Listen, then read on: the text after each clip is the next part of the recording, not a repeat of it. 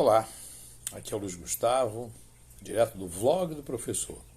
Estou um bom tempo sem fazer alguma coisa aqui para o vlog, então resolvi fazer isso. A história se repete ao reverso. O que eu estou querendo falar com isso? Depois da vinheta, você vai tomar um pouco mais de conhecimento. Vamos lá?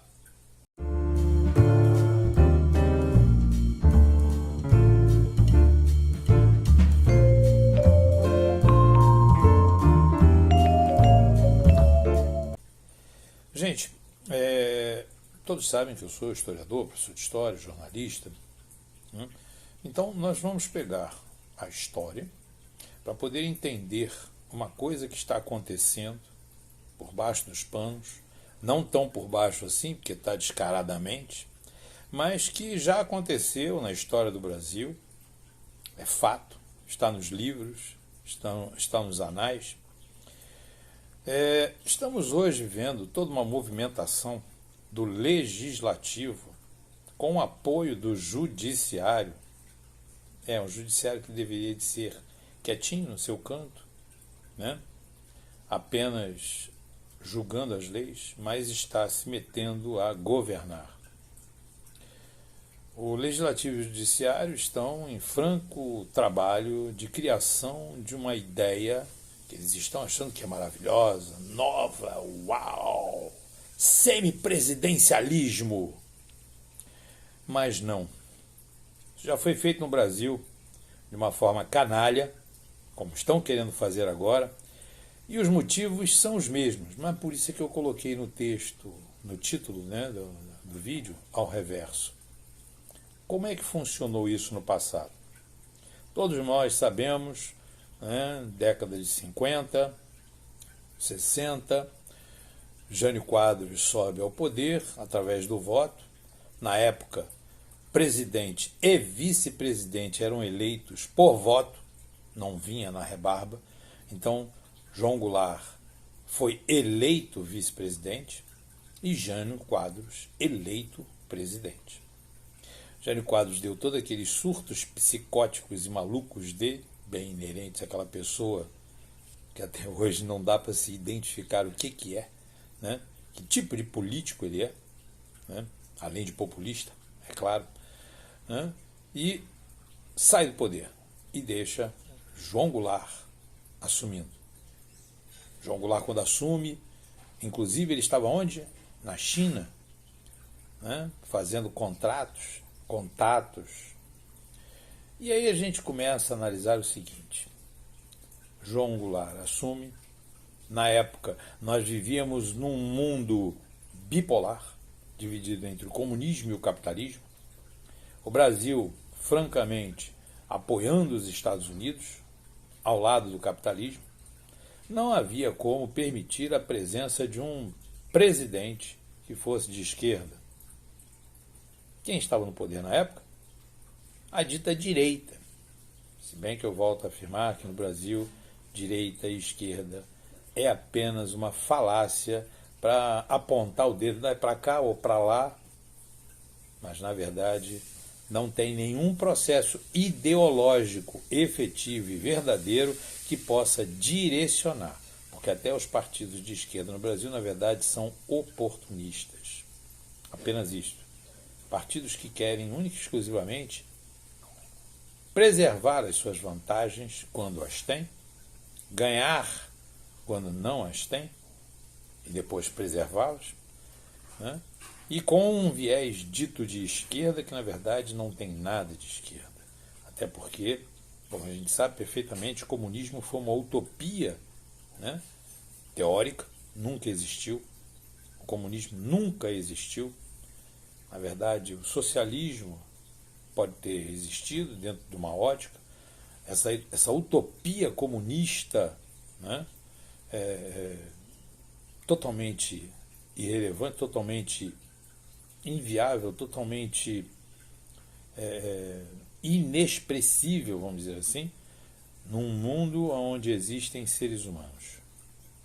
Cada um com a sua ganância, cada um com o seu ego, cada um com a sua vaidade. Essa que é a grande verdade.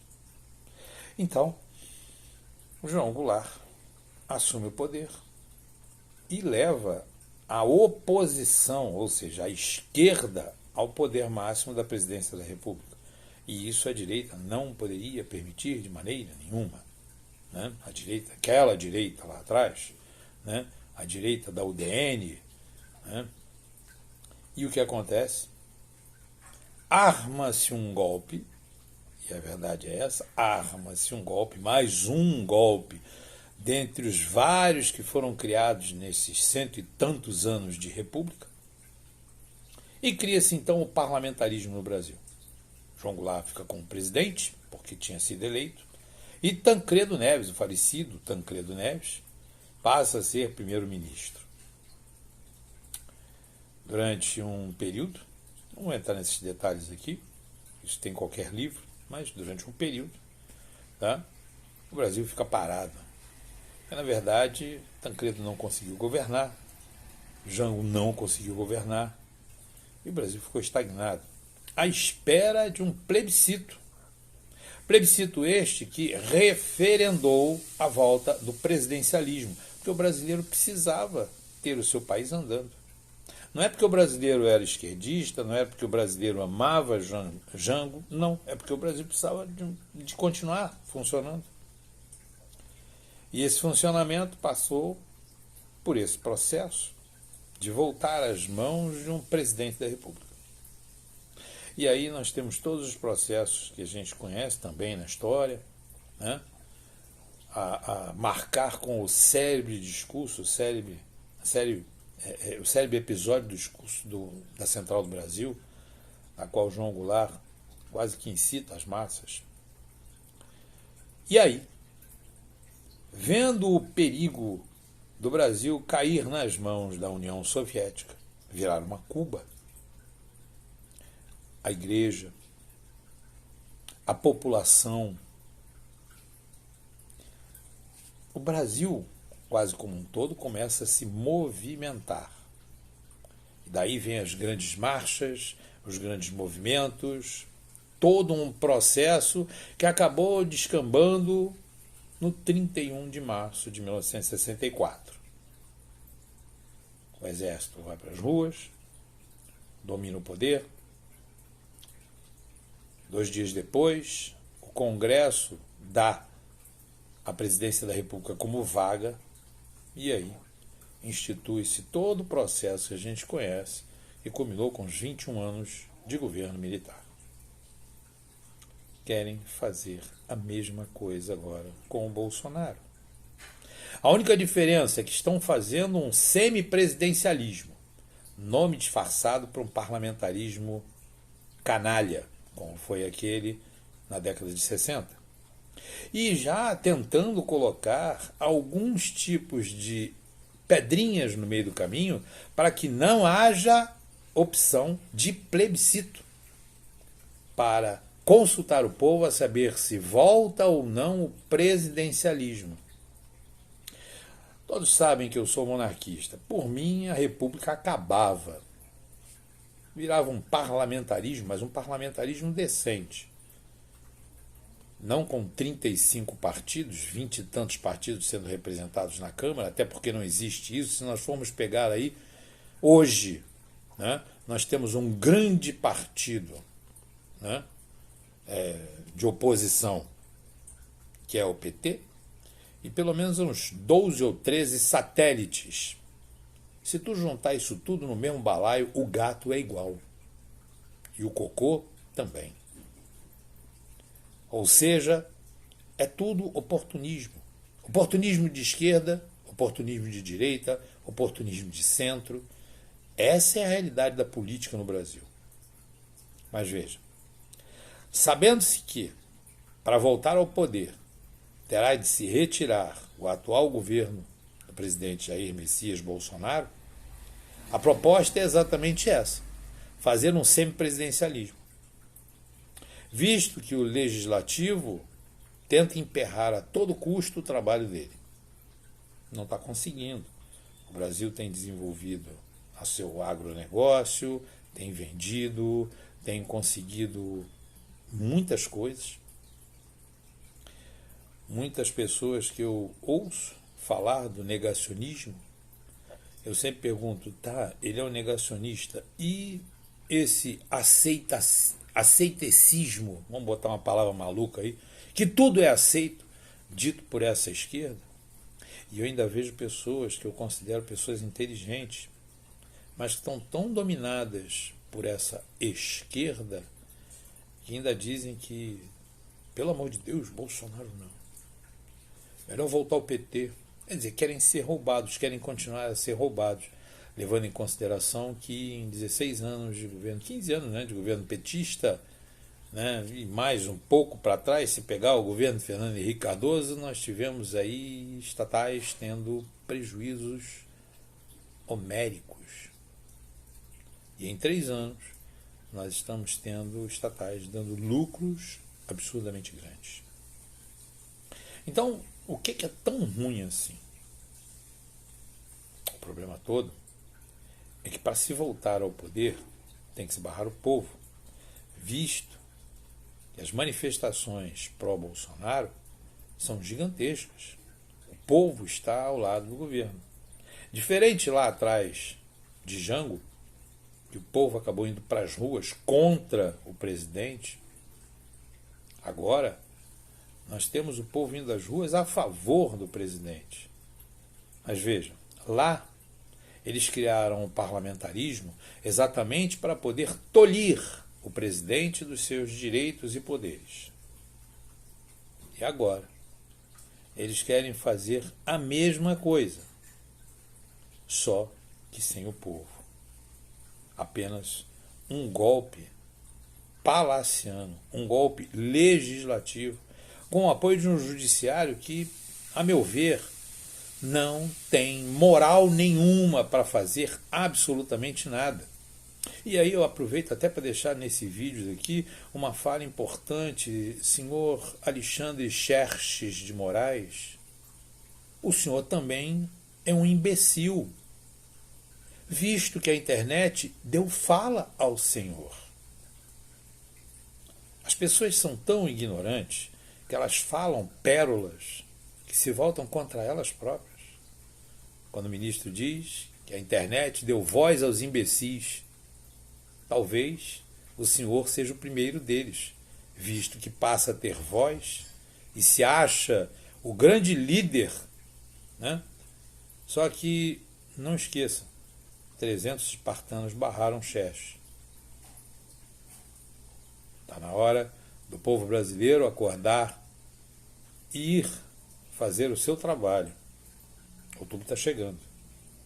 Nós precisamos barrar o avanço. É mudar o legislativo. Mudar completamente. Em primeiro lugar, deixo aqui a minha expressão de repúdio. Não deveria de existir reeleição este ano para senadores. Por que, Luiz Gustavo? Por uma questão simples. A esquerda sempre falou mal do governo militar. Este 1/3 que hoje existe e que vai ser reposto, recolocado, reconduzido ou removido e renovado com outros nomes do Senado, era o 1/3 dos senadores biônicos criados pelo pacote de Abril. Lembram do pacote de Abril? Depois eu vou fazer um vídeo sobre ele. Eram 1/3 dos senadores indicados pelo governo militar. Não eram votados, eram indicados. Ora, se por um acaso a esquerda é tão democrática como diz, e tão contrária ao governo militar, deveria de ter na Constituição de 88 abolido este 1/3, ficado apenas com os outros, né, 51. Então, na verdade, a gente vê que 51 não, errei na conta, né? 54. São 27 unidades, perdão. Então, na verdade, o que a gente vê é que aquilo que beneficia a esquerda, eles mantêm. Aquilo que a prejudica, eles querem retirar. Mas veja, lá atrás, em 60, aconteceu o fato da mesma forma. E o poder era o contrário. Então eu encerro esse vídeo, que já está quase chegando aos 15 minutos, com a célebre frase da época da monarquia, que exprimia muito bem o que era a política. Nada mais liberal do que um conservador na oposição e nada mais conservador do que um liberal no poder. Essa, infelizmente, é a realidade da nossa vida pública, da nossa vida política. Os partidos não estão aí para governar o Brasil, nem para representar o povo, como diz o artigo da Constituição. Todo o poder emana do povo através dos seus representantes eleitos ou diretamente. Na verdade, estes eleitos querem apenas garantir os seus próprios poderes. O golpe está sendo dado, silenciosamente, nas antessalas do Congresso e do STF. Cabe a nós, povo brasileiro, não nos calarmos. Eu estou fazendo a minha parte. Fiquem com Deus e um forte abraço. Até o próximo vídeo do vlog do professor.